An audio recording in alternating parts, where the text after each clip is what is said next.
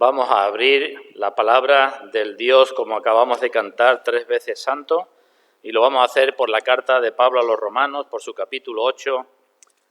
Si recordáis, mientras que estáis abriendo, yo hago un breve resumen. Cuando llegamos al versículo 28 de este capítulo, Romanos 8, 28, dijimos que comenzábamos una nueva sección en donde el apóstol nos va a llevar al clima de su razonamiento que está haciendo acerca de la seguridad de la salvación del creyente. En todo el capítulo 8 ha hablado de ese asunto y digo, está llevándonos al final, a la conclusión de ese razonamiento a partir del versículo 28. Y dijimos que nosotros para el estudio íbamos a dividir desde el versículo 28 hasta el final en 2 secciones. Una que va desde el 28 al 34 y otra desde el 35 hasta el final. Y en la primera de ellas estamos desde el 28 al 34 y a su vez esa sección la dividimos en 2 partes. Una que llegaba hasta el versículo 30, que ya la hemos considerado, y otra que comienza en el versículo 31. Así que vamos a comenzar hoy con la segunda parte de esa sección. En la primera, desde el versículo 28 al 30, os recuerdo que nos hemos detenido ya, aunque Pablo lo hace de forma muy sucinta, acerca de los grandes privilegios y las bendiciones que tenemos los cristianos. Pablo ha dicho en esos versículos, Dios nos ha dicho que Dios tiene un propósito, que Dios conoció de antemano a los suyos, que Dios llamó a los suyos, que Dios justificó, que Dios glorificó, que Dios está haciendo todas las cosas para el bien de los suyos, porque el propósito es que se parezcan al Señor Jesucristo. Eso es la seguridad que nos ha dado Pablo en esa primera sección. Pero ahora, a partir del versículo 31, el apóstol continúa con sus argumentos y lo que hace es plantear una serie de preguntas. Preguntas que no da la respuesta, pero que es fácil de entender que todo el que la lea tiene la respuesta ya en su propia mente. No hace falta que se nos dijera la respuesta, porque como ahora leeremos fácilmente, se tiene esa respuesta. Así que el apóstol sigue con su razonamiento, pero ahora planteando preguntas, hasta que nos lleva al versículo, a la parte final, versículo 38 y 39, si tenéis abierto ya Romanos. En el versículo 38 comienza diciendo, por lo cual estoy seguro. Ahí es donde nos quiere llevar. Habla de la seguridad y al final termina diciendo, por lo cual, por todo lo de antes, por todo lo que acabo de decir, estoy seguro de tales cosas. Ahí es donde nos va a llevar. Así que el apóstol, pues aquí en esta parte va a terminar con lo que podemos llamar la parte doctrinal de la carta. Después en los capítulos del 9 al 11 trata el problema de los judíos. Es decir, los judíos como nación, ¿qué pasa a la luz de todo lo que ha venido diciendo, del propósito de Dios, de la justificación, de todo lo que ha venido diciendo? ¿Qué pasa con los judíos como tal pueblo o con los judíos individuales? Y ese problema lo trata en los capítulos 9, 10 y 11. Y después, a partir del capítulo 12, pues como hacen todas las cartas del apóstol, comienza con la vida práctica cristiana. Primero la doctrina, después un paréntesis para hablar de los judíos y después la vida práctica cristiana. Así que estamos casi al final de la parte doctrinal de la cual el apóstol quiere que saquemos unas conclusiones. Así que el objetivo del apóstol es que saquemos conclusiones, que lleguemos a decir, bueno, todo esto ¿para qué en mi vida? El objetivo del apóstol era más bien pastoral, es decir, él procuraba el consuelo y la edificación de los creyentes, no tanto que los creyentes tuvieran la cabeza llena de conceptos teológicos, sino que eso les sirviera para algo. Y entonces aquí al final pues tiene un método de enseñanza que todos aquellos que os dedicáis o nos dedicamos a la enseñanza, creo que está bien que sigamos si no lo hemos hecho anteriormente. Un método de enseñanza que consiste en establecer las grandes verdades, lo que sea, hablemos de matemática, de física, de lengua, de biología, da igual, se establecen las grandes verdades y después pues se establecen preguntas u objeciones que se podían plantear a esas verdades o cosas que no son para que obliguen a los oyentes, a los alumnos, a pensar un poco y que no solamente tengan su base en la parte positiva, sino también en la parte negativa. Esta es la verdad. ¿Y ahora qué? ¿Y si fuera lo contrario? Eso es lo que está haciendo el apóstol aquí. Plantea preguntas para que nuestra fe se consolide. Intenta o ha mostrado lo que es cierto y ahora va a intentar que razonemos acerca de eso que es cierto. Y nosotros, pues debemos dar gracias a Dios que nos permite acercarnos a estos razonamientos, a estas preguntas que hace aquí el apóstol, y debemos pedir, como dice Pedro, que ese Dios, el Dios de toda gracia, con los razonamientos que podamos hacer o que Él nos permita hacer, pues nos afirme, nos perfeccione, nos establezca, nos fortalezca, para que la gloria sea para Él.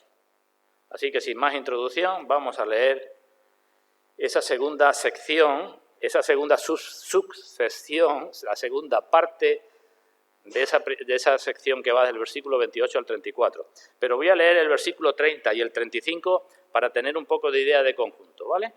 Así que enlazamos con el versículo anterior, el versículo de la anterior parte, y enlazamos con el versículo primero de la parte siguiente.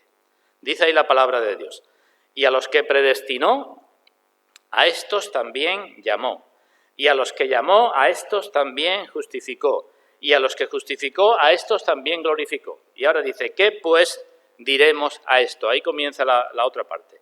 Si Dios es por nosotros, ¿quién contra nosotros? El que no escatimó ni a su propio Hijo, sino que lo entregó por todos nosotros, ¿cómo no nos dará también con Él todas las cosas? ¿Quién acusará a los escogidos de Dios? Dios es el que justifica. ¿Quién es el que condenará? Cristo es el que murió. Más aún, el que también resucitó, el que además está a la diestra de Dios, el que también intercede por nosotros. Y ahora me meto en la siguiente sección que dice, ¿quién nos separará del amor de Cristo? Tribulación, o angustia, o persecución, o hambre, o desnudez, o peligro, o espada. Después sigue. Pues vamos a pedir la bendición de Dios. Vamos a orar.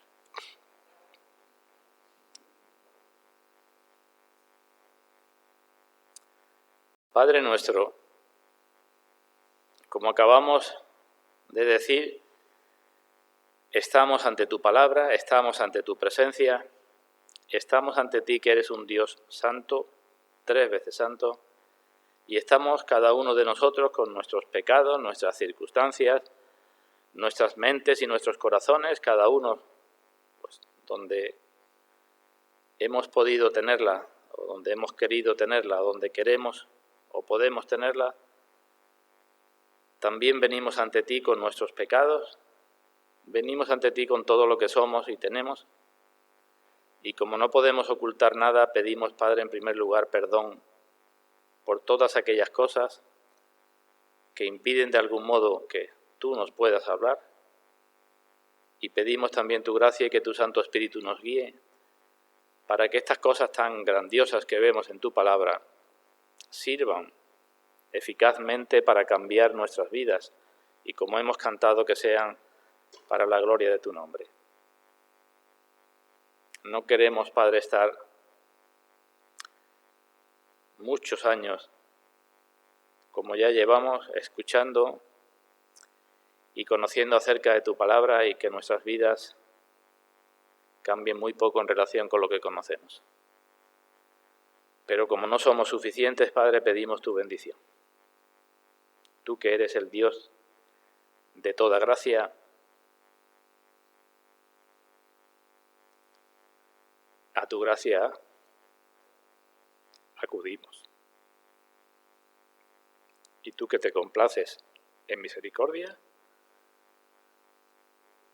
tu misericordia también pedimos para los que somos tus hijos y para aquellos que aún no te conocen. Que todo sea para tu gloria, en el nombre de nuestro Señor Jesucristo. Amén. Bueno, pues en relación con esta parte voy a hacer una introducción y luego me voy a detener en la primera parte del versículo 31 para sacar también de ahí algunas aplicaciones. Así que la sección entera la miramos. Bueno, pues según acabamos de leer, ahí tenemos una serie de preguntas. Algunos dicen que 5, otros dicen que 6 y otros dicen que 7, dependiendo de si la relacionamos o si creemos que una pregunta es la extensión de la anterior. De todas formas, para no meternos en estas cosas, lo que sí podemos ver es que hay 7 frases que se encuentran entre interrogaciones. Así que podemos decir que hay 7 preguntas, aunque puede que estén unas u otras relacionadas o más o menos relacionadas. ¿Las vemos de nuevo? Primera pregunta, versículo 31, ¿qué pues diremos a esto? Segunda pregunta, con una introducción, ¿quién contra nosotros? ¿Veis que tiene la primera pregunta no tiene introducción? La segunda pregunta tiene una introducción que nos lleva a ella. Tercera pregunta, versículo 32, con una introducción más larga. ¿Cómo no nos dará también con Él, con Cristo, cómo no nos dará Dios todas las cosas? Cuarta pregunta, versículo 33, ¿quién acusará a los escogidos de Dios? Quinta pregunta, ¿quién es el que condenará?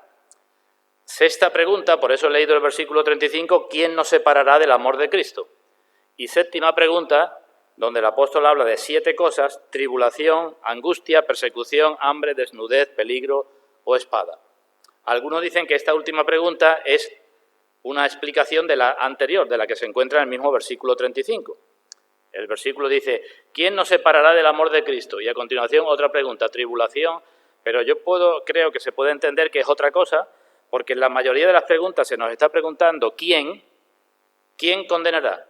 ¿Quién nos separará del amor de Cristo? Y ahora en esta última no se dice quién, sino se dice qué cosas. ¿Qué cosas, tribulación, angustia, espada, nos separará del amor de Cristo? Así que podemos decir que son 7 preguntas. Y el resumen de todas esas preguntas lo tenemos al final, los versículos 38 y 39, cuando dice Pablo, por lo cual estoy seguro, versículo 38, y en el versículo 39, que nada ni nadie nos podrá separar del amor de Dios que es en Cristo Jesús, Señor nuestro. ¿Veis? Va haciendo sus preguntas, la última es ¿quién y qué nos separará? Y al final, pues dice, nada ni nadie nos separará. Esas son las preguntas que tenemos por delante. En ellas nos tenemos que detener. Pero si hemos estado atentos en lo que acabo de decir, lo que acabo de leer, pues hay 4 temas fundamentales en esas 7 preguntas.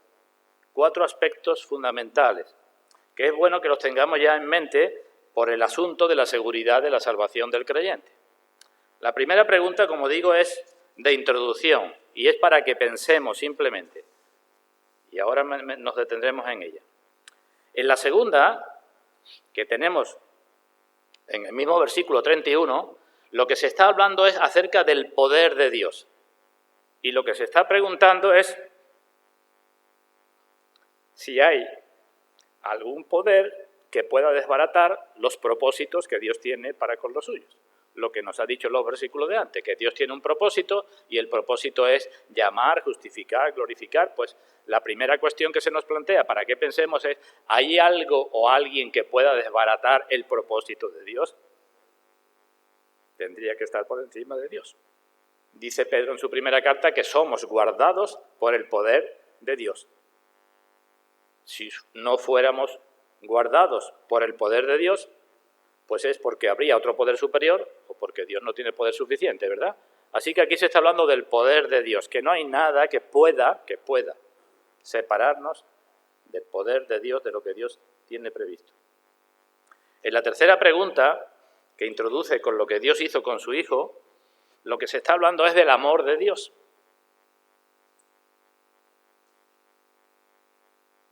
Y está diciendo, si Dios ya manifestó su amor así para sus escogidos, como dice en Romanos capítulo 5, si cuando éramos enemigos, si cuando éramos pecadores, si cuando éramos impíos, si cuando éramos débiles, Cristo murió por nosotros, si Dios mostró ya su amor así, cuando éramos de aquella manera, ¿ahora va ese amor a rebajarse o a impedirse o a apagarse de alguna manera?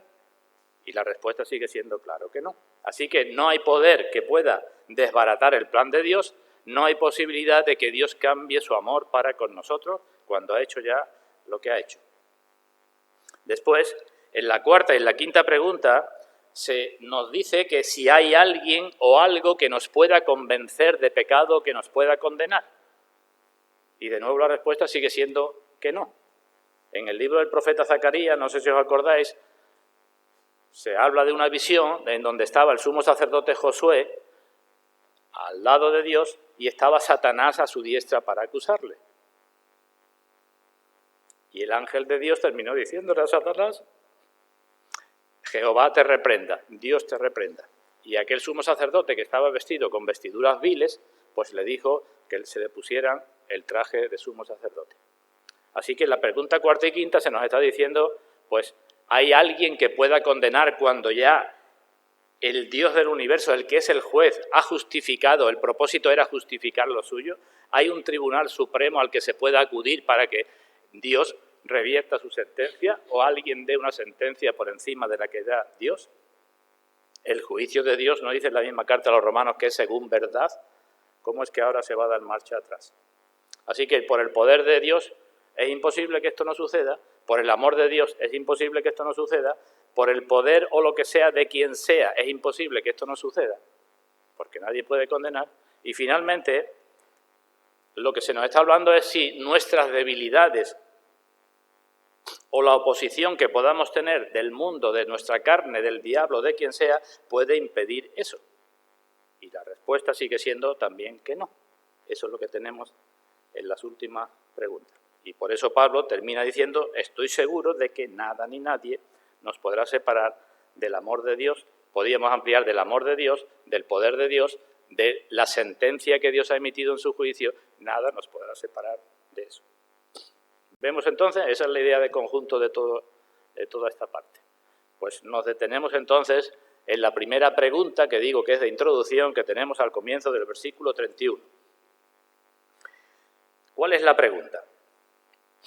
¿Qué diremos a esto? ¿Es esa? No. ¿Qué dice? ¿Qué, pues, diremos a esto? La pregunta no es simplemente ¿qué diremos a esto?, sino ¿qué, pues es una partícula que sirve para que saquemos una conclusión. Por lo tanto, por lo cual, por lo que he dicho antes, ¿qué vamos a decir a estas cosas? Eso es lo que nos está diciendo. Es decir, el apóstol lo que quiere es que saquemos una aplicación, que saquemos una conclusión. El apóstol nos ha estado hablando antes, podemos decir, usando las palabras de Pablo en la carta a los Efesios, de la anchura, la longitud, la profundidad y la altura del amor de Cristo que excede a todo conocimiento. Cuando nos ha hablado del propósito de Dios, de las obras que son para nuestro bien, de todas esas cosas nos ha venido hablando. Y entonces el apóstol dice ahora, como buen pastor, bueno, ¿y qué conclusión vais o vamos a sacar de todo esto?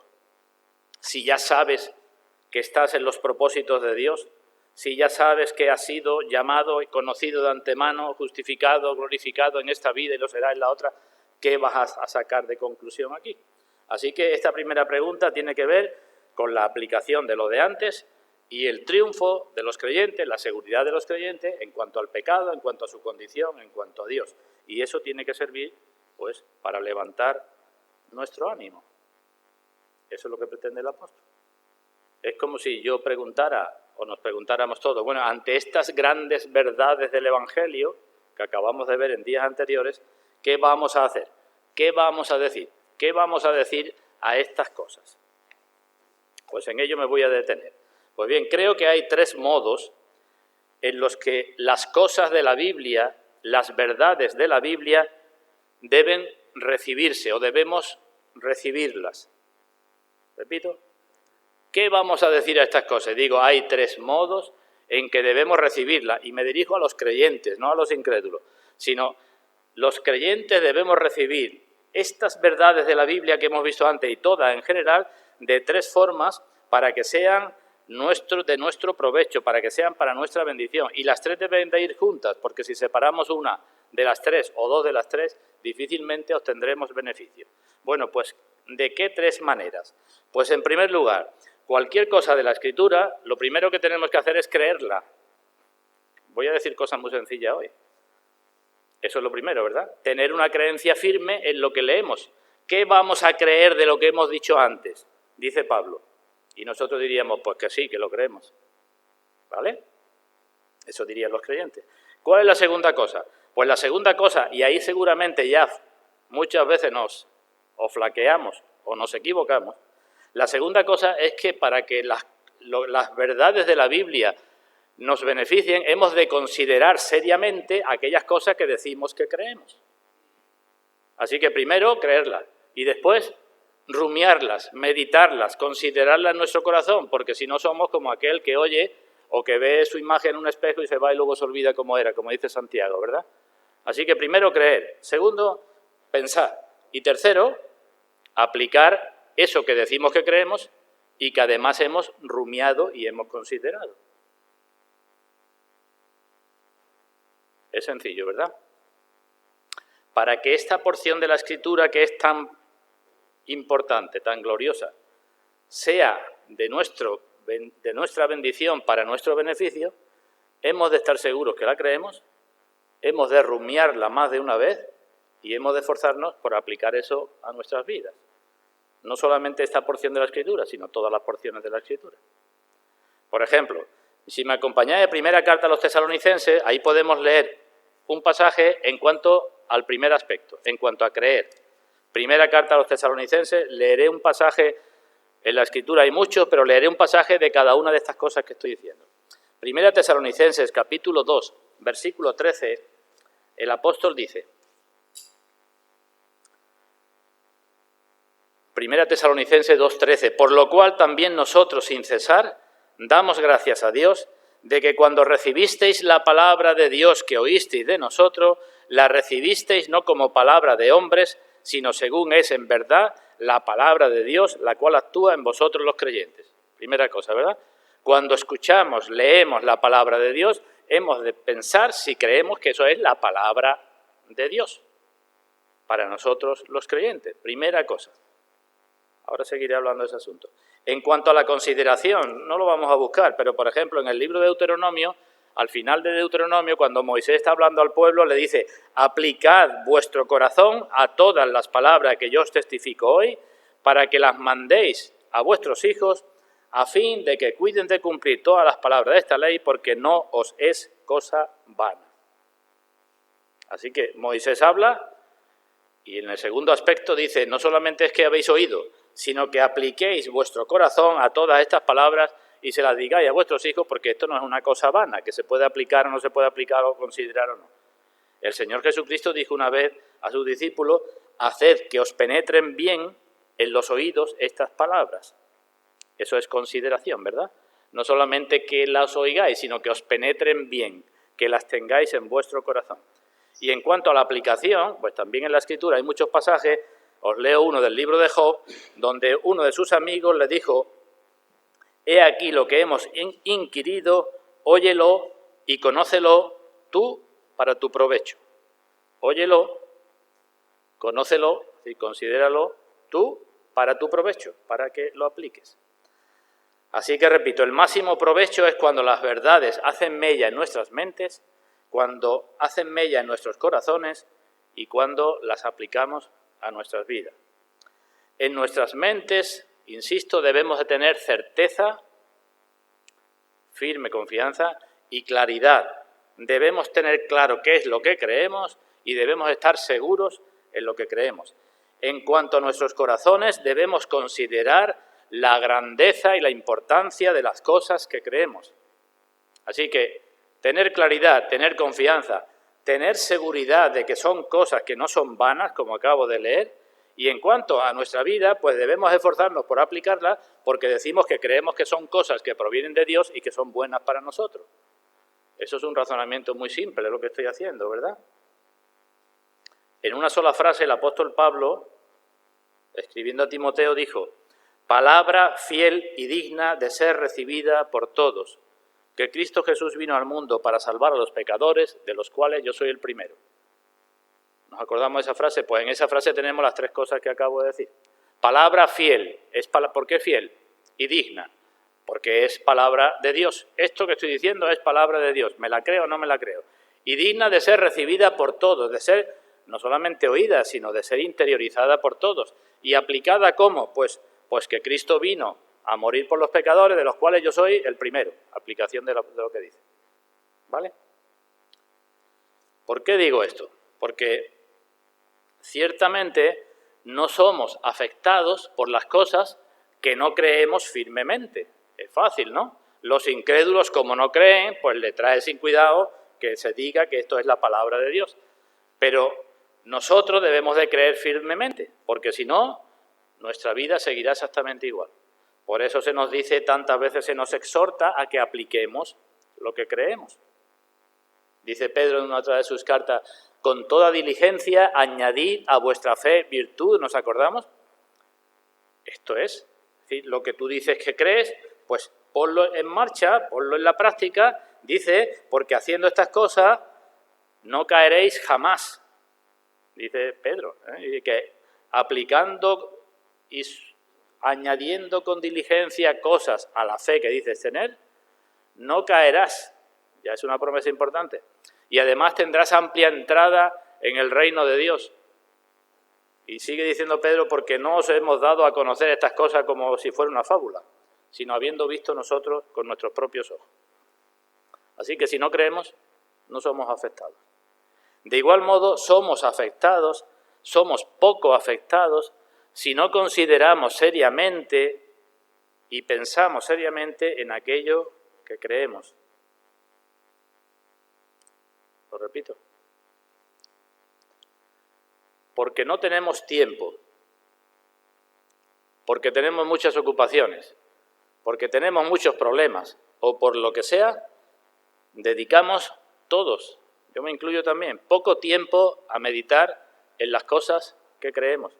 Y por eso somos poco afectados, y por eso nuestras vidas cambian poco. No digo que no las creamos, digo que no nos paramos a pensar y decirnos a nosotros mismos qué es lo que creo. Y es fundamental que hagamos eso. El otro día veíamos una predicación de un predicador inglés o americano que decía a los miembros de su iglesia que por qué no traían un cuaderno con un bolígrafo para apuntar cosas, para luego rumiarlas en su casa. Porque si no, es muy fácil de que escuchemos y nada más que salimos por la puerta, pues la semilla que cae sobre el camino, Satanás se la lleve y no sirva casi para nada. Así que es importante esto, es importante que meditemos una y otra vez en las cosas que creamos y para eso necesitamos dedicar tiempo. En la carta a los Hebreos, el escritor de Hebreos en el capítulo 3, después de hablar de quién es el Señor Jesucristo y de la obra del Señor Jesucristo, dice, por tanto, hermanos míos, participantes del llamamiento celestial, considerad a aquel que es el sumo sacerdote de nuestra profesión, a Jesucristo. Dice, ya os he dicho cosas de Jesucristo y ahora dice, por tanto, consideradlo. ¿Considerar lo que significa? Piénsalo, medita estas cosas que te acabo de decir. Y finalmente, no somos afectados si pasamos por alto lo anterior y no nos lo aplicamos a nosotros mismos. Así que no es suficiente con conocer el Evangelio, no es suficiente con conocer lo que dice la Biblia acerca de ciertas cosas, no es suficiente con conocer que el Evangelio trae salvación. Lo que yo necesito es conocer que el Evangelio es el Evangelio para mí, que trae salvación para mi vida y que me trae salvación para salvarme incluso de mí mismo, para que yo tenga otro tipo distinto de vida. Eso es lo que necesitamos. Así que creerlo firmemente, crees firmemente esto, y si lo crees, rúmialo y vive en consecuencia. Eso es lo que nos está diciendo aquí el apóstol con esta pregunta. ¿Qué, pues, diremos a esto o a estas cosas? Es fácil de entender, me voy a dirigir a los más jóvenes. Si os dais un golpe y os partís una pierna o un brazo, un hueso, y sabéis que hay un yeso con el cual se puede eso curar, ¿cómo se curaría ese hueso? Si no aplicando el yeso a la pierna o al brazo que se ha partido. Si hay un yeso aquí fuera y vosotros tenéis la pierna rota, ¿se puede curar la pierna con ese yeso? Y decimos, claro que no. Si hay una medicina que cura una enfermedad y sabéis que la cura porque hay mucha gente que han probado la medicina y dicen, me ha curado, lo creemos. Segunda cosa, si pienso seriamente si me lo creo o no me lo creo y veo los beneficios y los efectos secundarios, podemos decir, de esa medicina, no solamente sé que existe una medicina, sino que además sé cosas sobre esa medicina. Ya la he pensado, al final, si me quiero curar, pues aunque tenga efectos secundarios, yo me tomaré la medicina. ¿Verdad? ¿Que es así? ¿Tiene que ser así? Pues eso es lo que dice Pablo, lo que dice la palabra de Dios. Que no basta con decir que me lo creo, sino que tengo que interiorizar lo que eso significa y que después tengo que esforzarme por aplicarlo. Así que sigo adelante. ¿Qué vamos a decir a estas cosas? ¿Qué diremos a esto? ¿Qué vamos a hacer frente a esto? Pues en primer lugar, según estoy diciendo, esto supone un desafío para nuestra fe. Esto es para que nos preguntemos si creemos de verdad las verdades que se nos han dicho antes.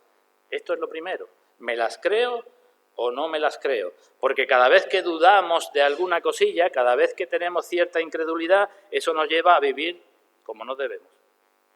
¿Qué dicen los incrédulos? No dicen quizás lo que yo voy a decir ahora, pero viven como si lo dijeran. Los incrédulos oyen la palabra de Dios y cuando salen terminan diciendo, bueno, Dios ha dicho esto, que diga lo que quiera, que yo voy a seguir viviendo como a mí me parezca. Esa es la actitud de un incrédulo, ¿verdad? Pero no debe ser esa la actitud de un creyente, ¿no? Entonces, nuestra fe se tiene que enfrentar a lo que dice la palabra de Dios. Y tenemos que estar seguros de que lo creemos. Es como si se preguntara, bueno, ¿tú tienes argumentos para no creer esto? Pues di los argumentos. Si te lo crees, aquí tienes los argumentos poderosos para creerlo, pero si no te lo crees, di tú los argumentos, ¿por qué no crees? Hay algunas personas que se le pregunta, ¿crees en Dios? Y dice, yo creo en Dios. ¿En qué Dios? Porque si no se cree en el Dios de la Biblia, se está creyendo en un Dios falso. No hay otro Dios más que el Dios que se revela en su palabra. Habrá otros dioses y otras religiones. Así que, ¿crees que hay un Dios? Sí, pero ¿en qué Dios? Porque, repito, si no es el Dios de la Biblia, no crees en Dios. Tienes una imagen, el que tú quieras. ¿Cuántos dioses hay, no? ¿Crees que el hombre la persona es corrupta por naturaleza? ¿Lo crees o no lo crees? Y si no lo crees, ¿por qué no lo crees? Pero no me digas, creo que hay un Dios, que es el Dios de la Biblia, que es Dios santo, que es Dios justo, creo que yo soy una persona corrompida, pero creo que la salvación se puede conseguir por otro camino que no sea por la fe en Jesucristo. Es imposible eso, ¿no? Así que esto cuestiona nuestra fe. Y el apóstol pregunta para que pasemos una criba y digamos, bueno, ¿esto es trigo o es paja lo que nos está diciendo? Así que, frente a lo que nos ha dicho antes, tenemos que preguntarnos, ¿me lo creo o no me lo creo? El Señor Jesucristo, con ocasión de la muerte de Lázaro, nos acordamos de aquel episodio, ¿verdad? Juan capítulo 11, se llevó 2 días más en el sitio donde estaba, Lázaro murió, cuando llegó estaban las hermanas pues llorando, con los familiares, los amigos, y se acercó Marta al Señor, y el Señor le dijo, Marta, yo soy la resurrección y la vida. El que cree en mí, aunque esté muerto, vivirá. Y todo aquel que vive y cree en mí no morirá eternamente. Eso es una verdad absoluta también, ¿no? Tan importante como esta que estamos viendo en Romanos. Repito, el Señor dice, Marta, yo soy la resurrección y la vida. Yo soy. Y el que cree en mí, aunque esté muerto, vivirá. Y todo aquel que vive y cree en mí no morirá eternamente. Eso era una verdad fundamental. ¿Pero qué hizo el Señor a continuación? Le dijo a Marta, Marta, ¿crees esto? Eso es lo que digo que tenemos que cuestionarnos. Tenemos que cuestionarnos nuestra fe. En otra ocasión, 2 ciegos se dirigieron al Señor, diciéndole, Señor, hijo de David, ten misericordia de nosotros. Y el Señor le dijo, ¿creéis que puedo hacer esto?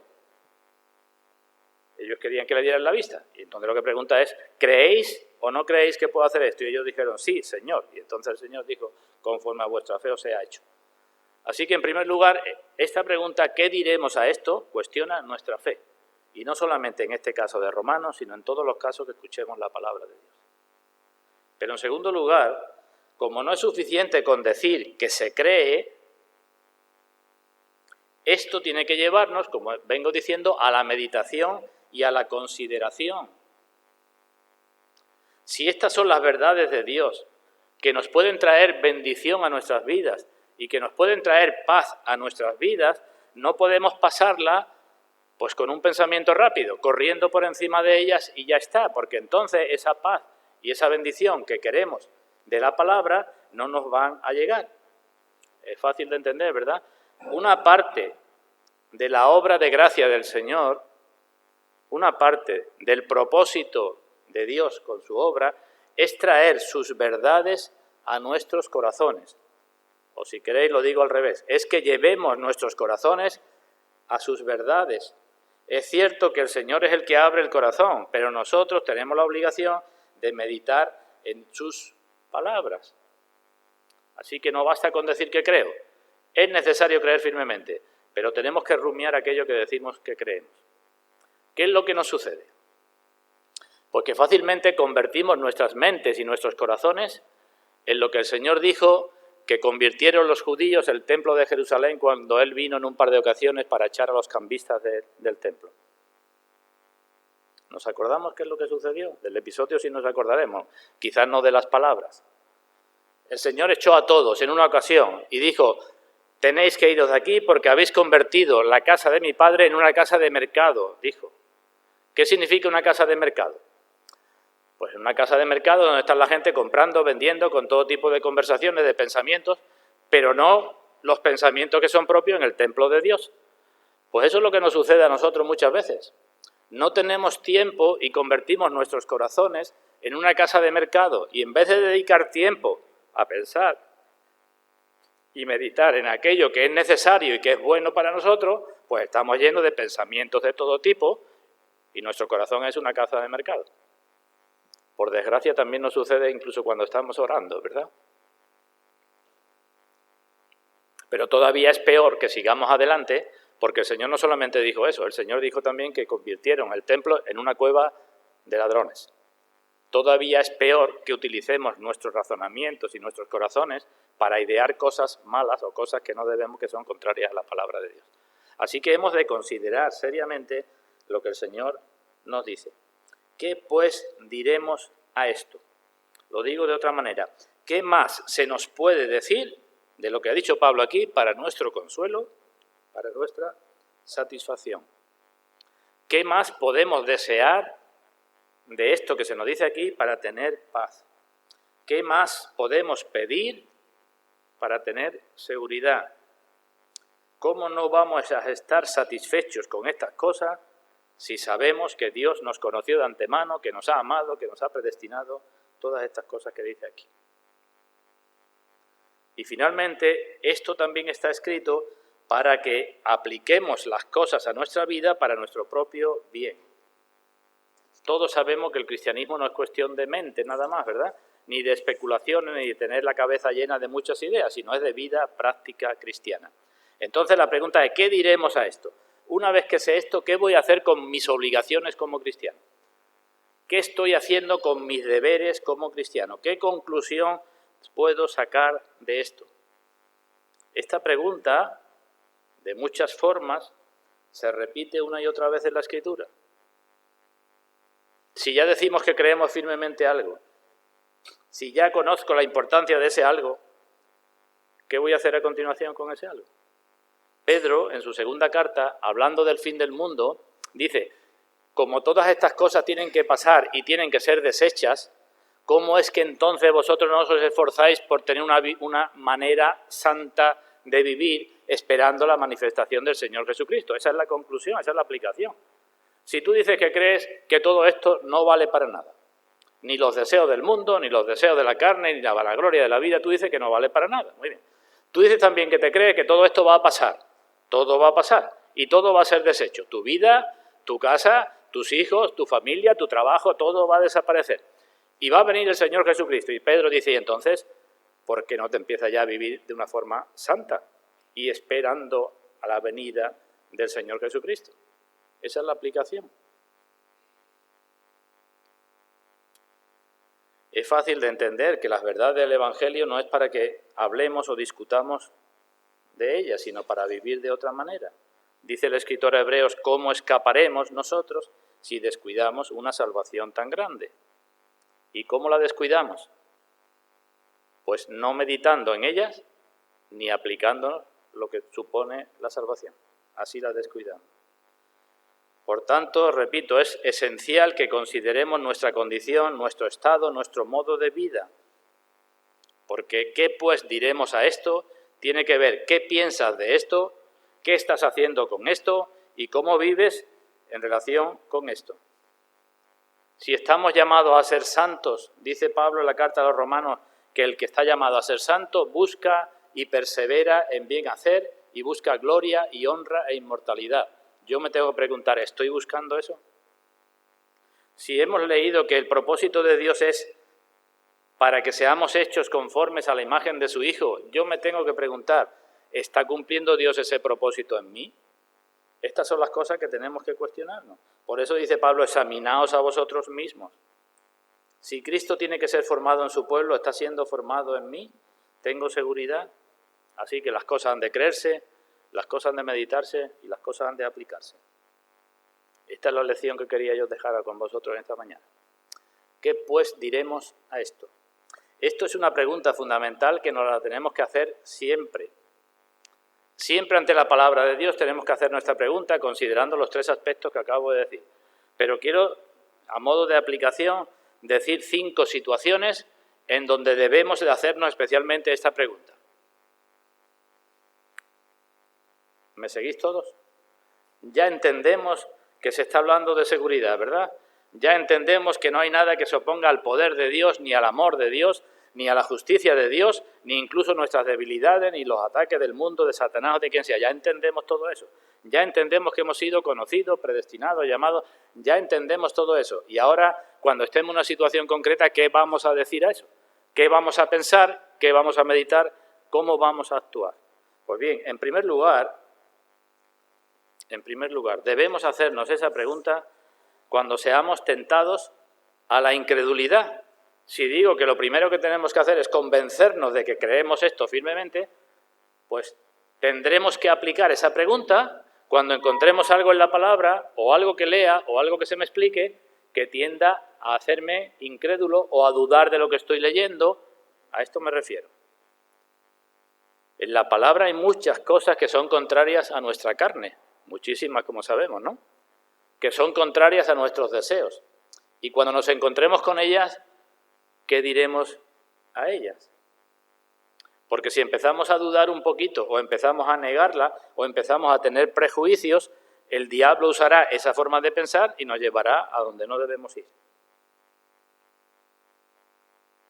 Así que cuando tengamos ese tipo de tentación, que a veces las tenemos, no digo que sea muy clara, que se me venga a la cabeza, esto es falso, no digo que sea así.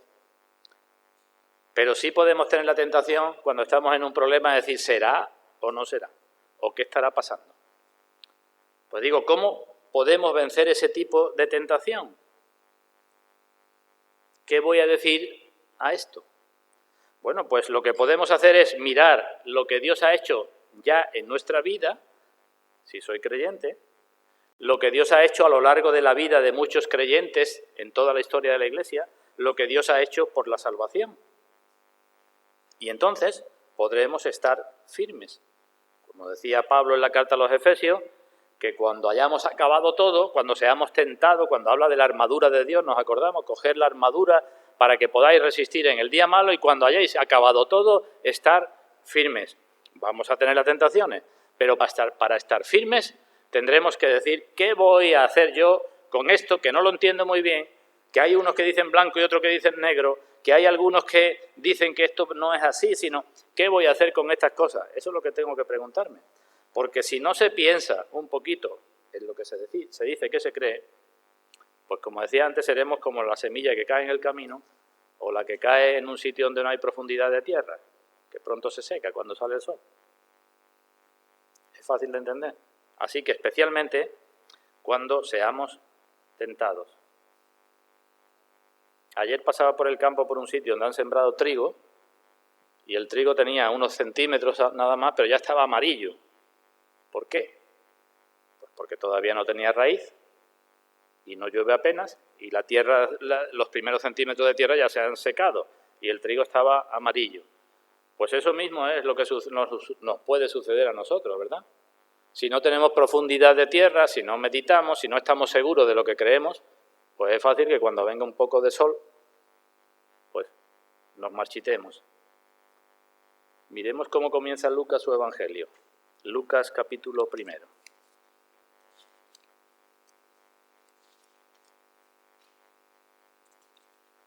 Lucas capítulo 1.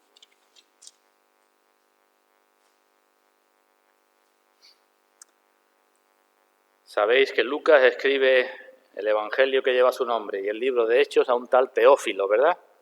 Sería quizá una persona importante, no sabemos si verdaderamente existía, si no existía, si es alguien figurado porque Teófilo significa el que ama a Dios o amado por Dios. Pero si suponemos que era una persona que él conocía, leemos Lucas capítulo 1, versículo 3.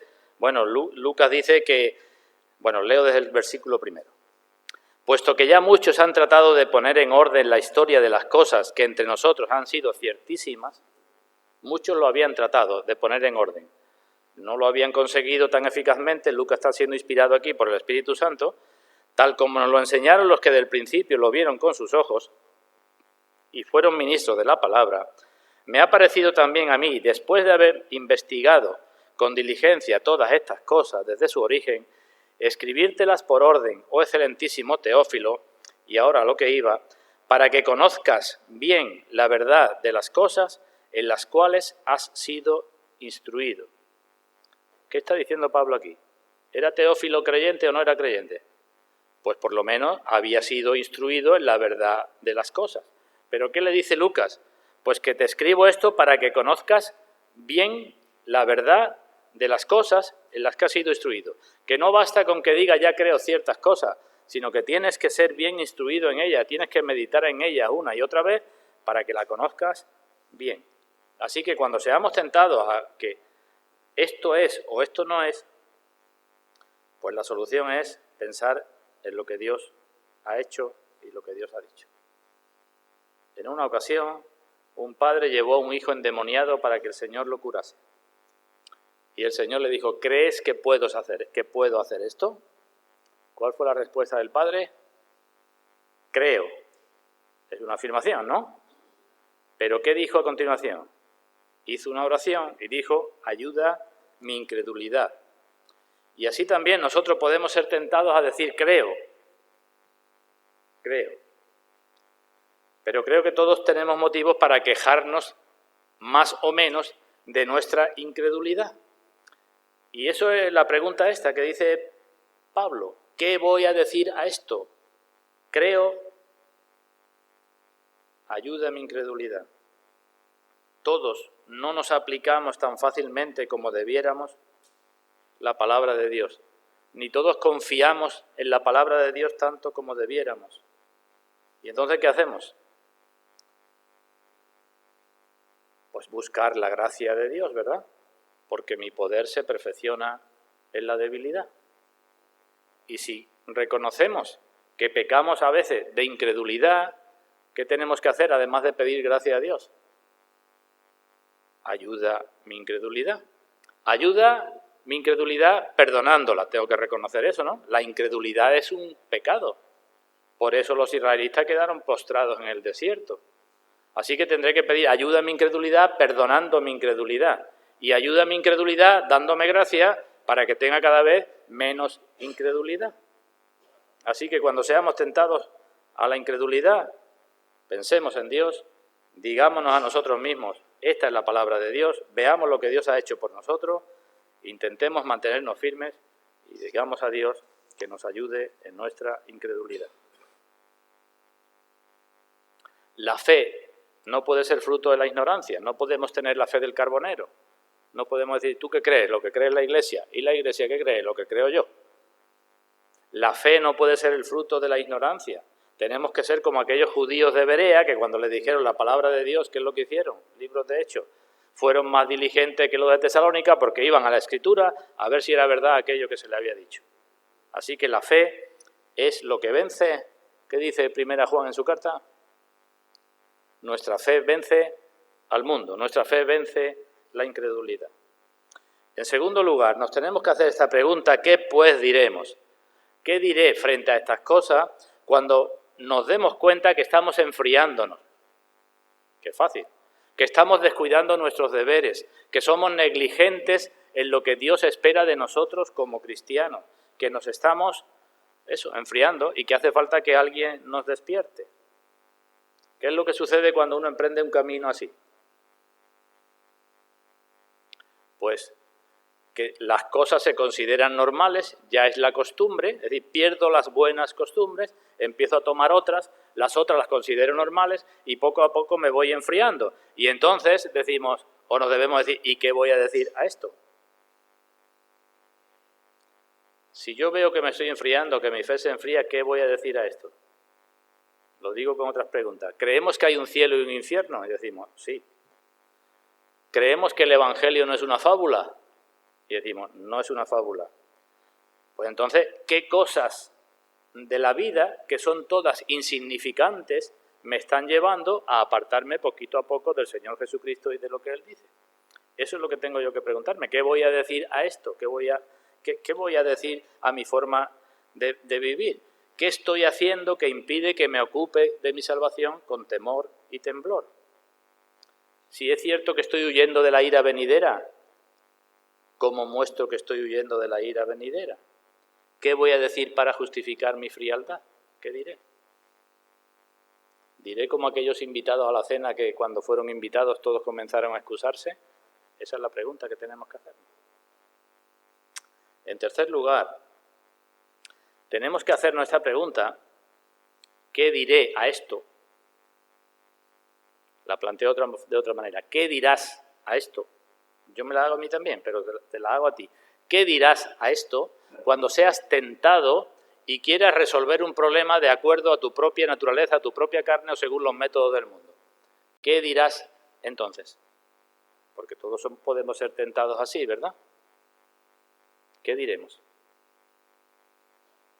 Estoy pobre, pero puedo encontrar la solución haciendo tal cosa que no es muy ilícita que la haga. ¿Qué diré a esto? Podemos ser tentados de muchas maneras. Pues lo que podemos hacer es aquello que dijo José, que al final, por aquello que dijo y en lo que se mantuvo, terminó llevándolo a la cárcel, ¿verdad?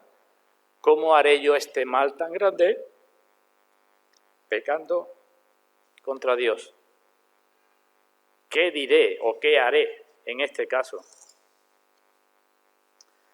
Uno de los hijos de Gedeón, si nos acordamos de lo que pasó en la vida de este hombre, que un hijo que tenía bastardo se levantó y mató a todos los hermanos y quedó uno y fueron para hacerlo rey, y él dijo: ¿he de dejar mi aceite con el cual en mí se honra a Dios y a los hombres para ir a ser grande entre los árboles?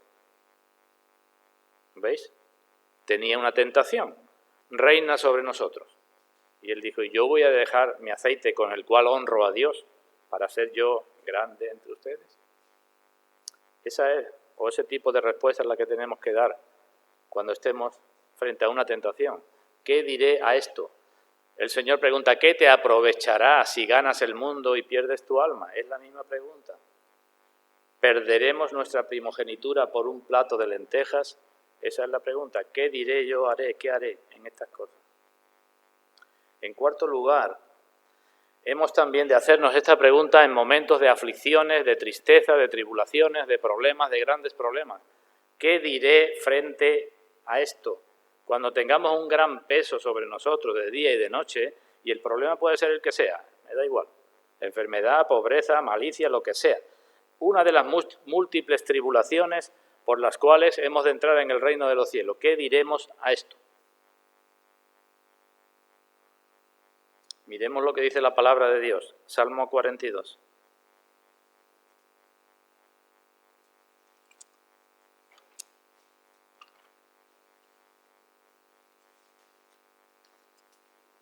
Salmo 42, leemos el versículo 3 y leemos el versículo 5.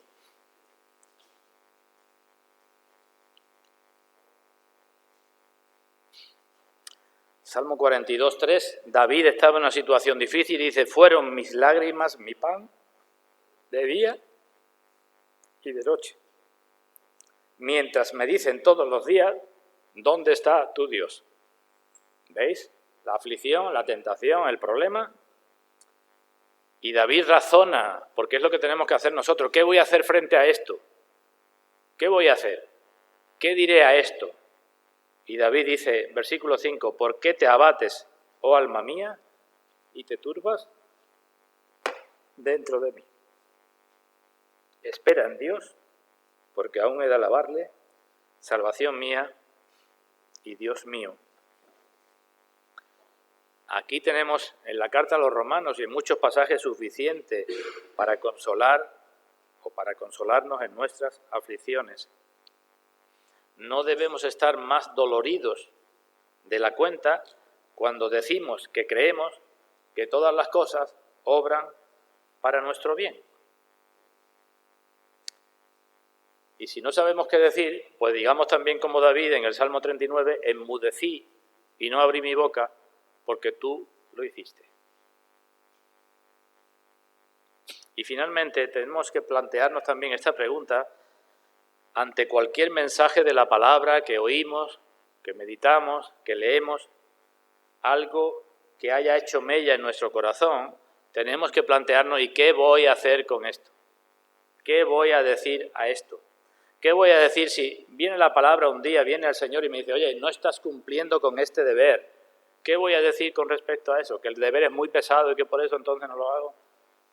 Cuando la palabra de Dios me muestre un pecado, ¿qué voy a decir frente a ese pecado? Que no es tan aborrecible como Dios dice que es. ¿Qué se me pide? Eso es lo que tenemos que pensar. ¿Qué es lo que sucede con muchísimos cristianos? Pues que después de muchos años de cristianismo, viven prácticamente como si nunca hubieran escuchado nada. ¿Y por qué sucede esto? Cuando la palabra dice tan claramente que seamos hacedores de la palabra y no tan solo oidores olvidadizos, sino hacedor de la obra. Así que, ¿qué dirás a esto? ¿Qué dirás a lo que dices creer? ¿Meditarás en lo que dices creer, en la clase de Dios que la palabra nos muestra? ¿Y intentarás aplicar esto cuando tengas que enfrentar tu incredulidad, tus tentaciones, tu frialdad, tus aflicciones o el mensaje de la palabra? Antes he dicho que estaba hablando a los creyentes principalmente, ¿verdad? Pero también esta pregunta es buena para los incrédulos. ¿Qué dirás a esto? Si alguno no cree todavía en el Señor, ¿qué dirás a lo que ya sabes que dice la palabra de Dios? Porque la palabra de Dios dice que pone delante de ti la vida y la muerte, el bien y el mal. ¿Qué diremos a esto? Porque lo cierto es que, al contrario que las cosas del mundo, las cosas del Señor, cuanto más se conocen, más se desean, más se admiran, más nos llevan a servir a Dios.